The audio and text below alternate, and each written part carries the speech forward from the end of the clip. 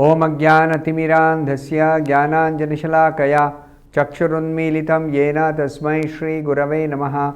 Nama Om Vishnupadaya Krishna Presthaya Bhutale Srimate Bhaktivedanta Swamin Nitinamine Namaste Saraswate Deve Gauravani Pracharine Nirvishesha Shunyavadi Paschatya Deshatarine Jaya Shri Krishna Chaitanya Prabhu Nityananda Shri Advaita Gadadhara Srivasadi Gaura Bhakta Vrinda Hare Krishna Krishna Krishna Hare Hare Hare Rama Rama Rama Hare Hare Om Namo Bhagavate Vasudevaya Narayanam Namaskritya Naram Chaiva Narottamam Devim Saraswatim Vyasam Tato Jayam Mudirayet. In this session, we'll be discussing from the 14th verse of the 18th chapter of the first canto of Srimad Bhagavatam. Ko nama tripyed rasavit kathayam mahattamaikanta parayanasya nantam gunanam agunasya jagmuhu yogeshwaraye bhavapadma mukhyaha. The meaning of this verse is, the personality of Godhead Lord Krishna, Govinda, is the exclusive shelter for all great living beings, and his transcendental attributes cannot even be measured by such masters of mystic powers as Lord Shiva and Lord Brahma.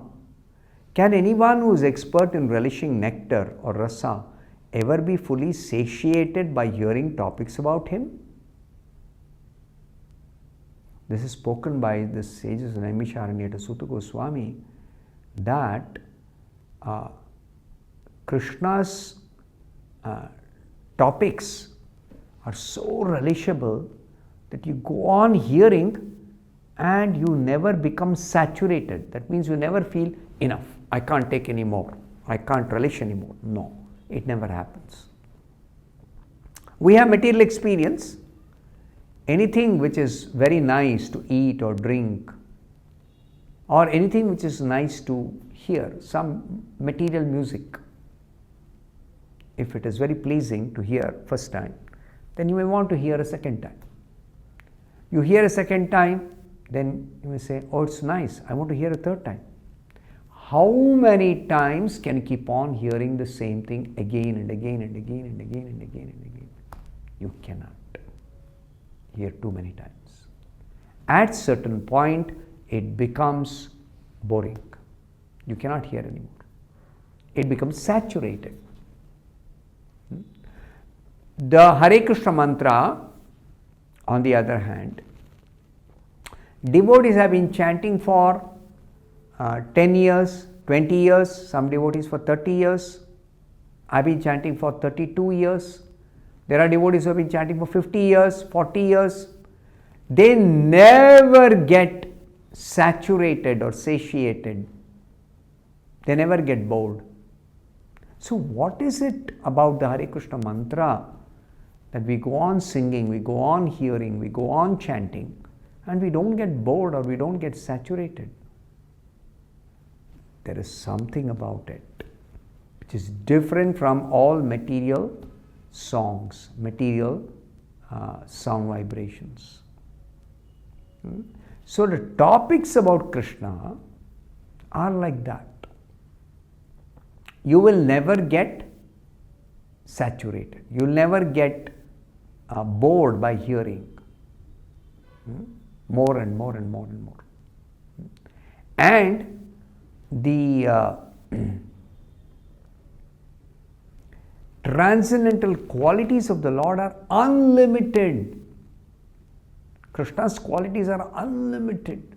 Wonderful qualities. All of them are wonderful qualities. Krishna has no tinge of any bad quality. Only good qualities.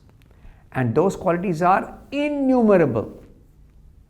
So, if somebody tries to count how many good qualities Krishna has, even the masters of mystic powers like Shiva and Brahma, the topmost among the Devatas, the topmost among all the personalities created in this world, Brahma and Shiva, they also cannot measure how many wonderful qualities Krishna has got. So, Krishna is so full with so many wonderful qualities that he attracts everybody. This has been discussed when you discuss the Atma Rama verse in a earlier chapter. So Prabhupada explains in the purport, Lord Shiva and Lord Brahma are two chiefs of the demigods. They are full of mystic powers. Among all the created beings who have mystic powers in this universe, the topmost personalities who possess maximum mystic powers are Shiva and Brahma. For example, the example is given by Prabhupada. Lord Shiva drank an ocean of poison, of which one drop was sufficient to kill an ordinary living being. Once the Devatas and the Asuras, they engaged in churning the milk ocean to generate nectar. But before the nectar was generated, some impurities were cleansed away, and those impurities took the form of poison, which came out of the churning in the beginning of the churning. So that poison is a deadly poison, and it was unbearable for both the Devatas and the Asuras. So what to do with this poison now? So they requested Lord Shiva, do something. Shiva said, don't worry. He just took the whole quantity of poison and just condensed it into one sip in his hand, and he just drank it off. Drank means he took it inside his mouth and held it in his throat. So therefore he got the name Neelakantha. After he drank that poison and he is holding that poison in his throat, he got the name Neelakantha. His throat became bluish. So that is because he is holding that poison there in his throat. And it's a deadly poison, halahala. It's a deadly poison. So that is the mystic power of Shiva. Nobody can imitate Shiva. Nobody can do that. Holding the deadly poison in the throat without being affected by it. Nobody can do it. Only Shiva can do it. Similarly, Brahma could create many powerful demigods, including Lord Shiva. Brahma, he is the secondary creator of this entire cosmic manifestation, of this whole universe. But Brahma, he gives specifically the bodies for the living entities at the beginning of creation. So Brahma created all the powerful Devatas, including Lord Shiva. So that is Brahma's mystic power. He can create big Devatas, the most powerful Devatas he can create. So they are Ishwaras, they are lords of the universe, Brahma and Shiva particularly, two. Among the created beings, two. Of course, above them is Vishnu. Vishnu is not a created being. Therefore, among created beings, the topmost two personalities are Brahma and Shiva. But they are not the supreme powerful. This is very important. Brahma and Shiva are not the supreme powerful. The supreme powerful is Govinda or Lord Krishna. He is the transcendence, and his transcendental attributes cannot be measured even by such powerful Ishwaras as Shiva and Brahma. Therefore, Lord Krishna is the exclusive shelter of the greatest of all living beings. Brahma and Shiva take shelter of Lord Krishna, because he is the shelter for all, ultimately. Brahma is counted amongst the living beings, but he is the greatest of all of us. Why is the greatest of all living beings? so much attached to the transcendental topics of Lord Krishna?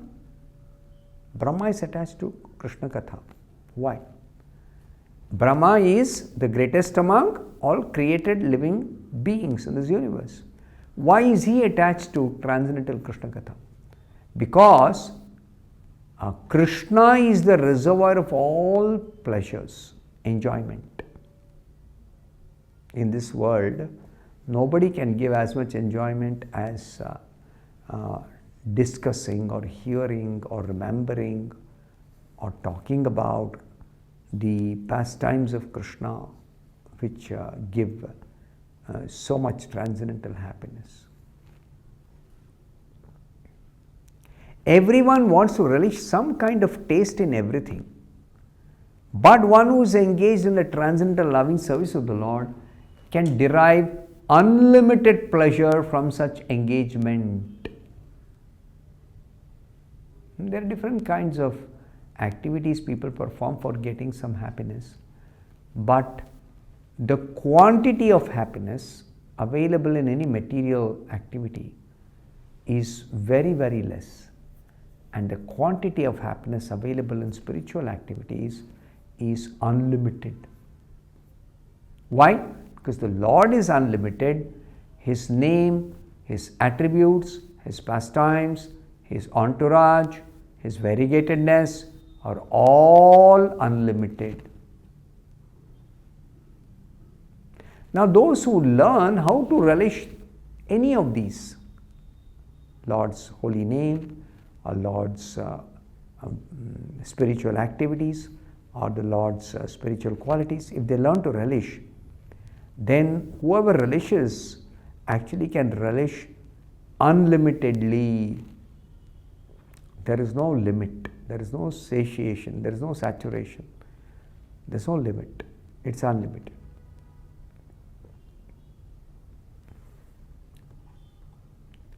This fact is confirmed in the Padma Purana. In the Padma Purana there is a verse. What is that verse?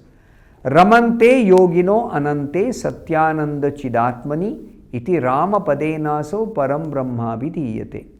The meaning of this verse is, this quoted verse, Padma Purana, the mystics derive unlimited transcendental pleasures from the absolute truth, and therefore the supreme absolute truth, the personality of Godhead, is also known as Rama. One of the names of the supreme absolute truth is Rama. Why? Because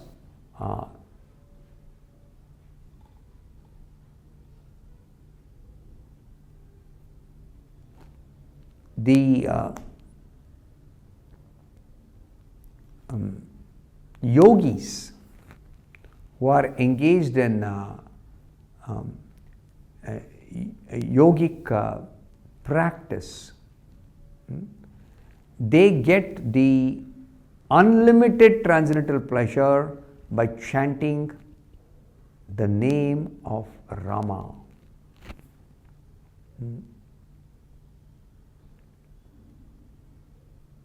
They derive unlimited pleasure from chanting the name or hearing about the activities or remembering the pastimes of the Lord. So many ways, any devotional service they engage in, pure devotional service, they derive unlimited happiness. So therefore, this Suta Goswami, knowing this fact, he desired to continue the topics of Lord Krishna before the sages of Naimisharanya. And the sages of Naimisharanya also, they wholeheartedly agreed for this proposal. If you remember, in the end of the third chapter, the first canto, Suta Goswami completed answering 6 questions the sages of Naimisharanya asked in the beginning of this Bhagavatam. And after finishing, he did not say, now whatever you asked, I've answered. That's it, over, finished. No. He completed answering, and he himself said, Suta Goswami said, seeing your eagerness to hear about Krishna, I am now going to narrate to you the Srimad Bhagavatam, which I heard from Shukadeva Goswami. Then Shukadeva Goswami is speaking to Parikshit Maharaj. So, Suta Goswami is ready to recite. But what about the sages? Do they want to hear? Yes. They are telling, kindly speak more and more and more and more. We are never saturated by hearing. There is no boredom. There is no satiation. So kindly go on speaking.